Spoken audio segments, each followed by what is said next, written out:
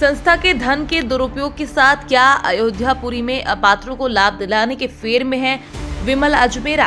संयुक्त आयुक्त सहकारिता के अध्यक्ष पद से हटाने के आदेश पर सहकारिता ट्रिब्यूनल से स्टे ले आए हैं अजमेरा।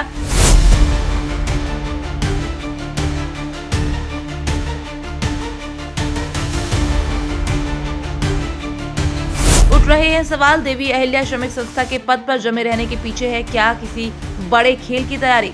आखिर इस पद से उन्हें इतना मोह क्यों है? संस्था के खाते से भरी रकम की वसूली प्रक्रिया करवा बचना चाहते हैं अजमेरा। क्या अयोध्यापुरी के लगभग 100 अपात्रों को भी लाभ पहुंचाने की फिराक में है अजमेरा?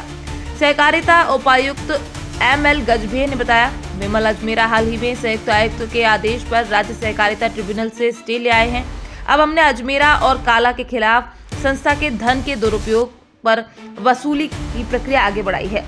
ML गजभिये ने बताया, अयोध्यापुरी के अपात्रों के खिलाफ एक्शन के लिए अगस्त में पत्र लिखा, लेकिन संस्था ने 4 माह से ज्यादा समय गुजारा, अब तक कुछ नहीं किया।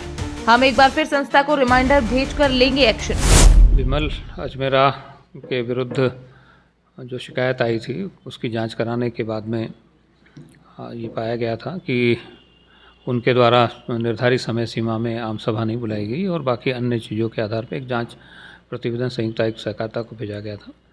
वहाँ से उनकी सुनवाई करने के उपरांत उनको अध्यक्ष पद से निरारित कर दिया गया था।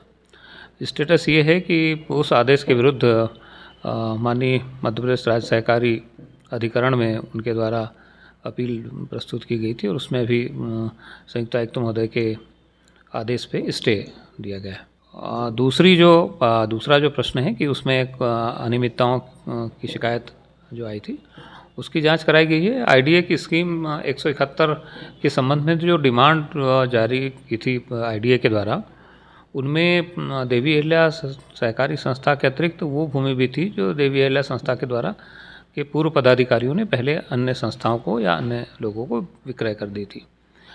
ऐसे 2 इंस्टांस थे, ऐसे 2 एक समिति और एक कोई कंपनी थी। उसके संबंध में जो डिमांड थी वो राशि भी देवी अहिल्या संस्था के अध्यक्ष और उपाध्यक्ष के द्वारा IDA में जमा करा दी गई थी। जांच में पाया गया कि ये संस्था को एक प्रकार से हानि पहुंचाएगी, क्योंकि जब तक वो ज़मीन जो रजत गृह निर्माण को जो बेची गई थी, रजत या कोई और हाँ को संस्था शायद कोई इसी तरह की और एक कोई डायमंड इंफ्रा को, तो वो जब जो कोर्ट में केस चल रहा है जिसमें सरेंडर करने के संबंध में या रजिस्ट्री शून्य करने के समय जब तक संस्था का नाम न हो तब तक उस पर जमा करने से बचना चाहिए था। तो जो वसूली की कार्रवाई है कोऑपरेटिव एक्ट के अंतर्गत, तो उसमें प्रकरण संस्थित करने के निर्देश जांच अधिकारी को दे दिए। कोऑपरेटिव एक्ट में ये प्रावधान है कि यदि इस तरह का कोई नुकसान होता है, ये गबन तो इसको नहीं माना जा सकता, पर संस्था का नुकसान होता है, तो उस नुकसान की भरपाई की व्यवस्था है कि संस्था में वापस प्राप्त करने के लिए जो न्यायालयीन प्रक्रिया है उसके आधार पे कार्रवाई की जाती है। हमारे एक्ट में तो इसको उसमें नहीं रखा गया। कोऑपरेटिव एक्ट में जो ऑफेंसेस और क्रिमिनल चीज़ें जो आपराधिक कार्य कौन कौन से वो वर्णित हैं, तो उसमें ये चीज़ें नहीं हैं। ये वसूली से संबंधित केस था, तो अपनी कार्रवाई कोऑपरेटिव एक्ट में ही की है। कलेक्टर महोदय के द्वारा जो जांच कमेटी बनाई गई थी माननीय उच्च न्यायालय के आदेश के उपरांत, उसमें SDM मल्हारगंज निधि वर्मा जी उस समय अध्यक्ष थी उस कमेटी की। तो अयोध्यापुरी के संबंध में जांच प्रतिवेदन जो दिया गया था उसमें कुछ अपात्र रजिस्ट्रीधारी हैं उनका उल्लेख है और उस पर कार्रवाई के निर्देश दिए गए थे।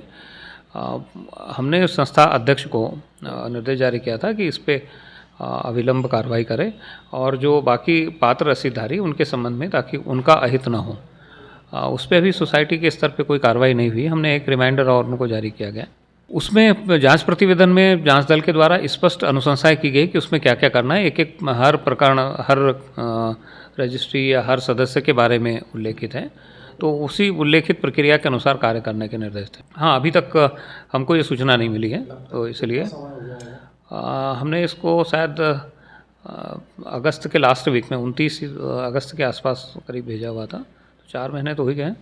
अब उसमें ये वो जो अपात्र लोगों की रजिस्ट्री शून्य कराने की कार्रवाई संस्था करेगी, तो जो पात्र रसीदधारी है लगभग उनकी संख्या 130 है, तो उन लोगों को उसका लाभ मिलेगा।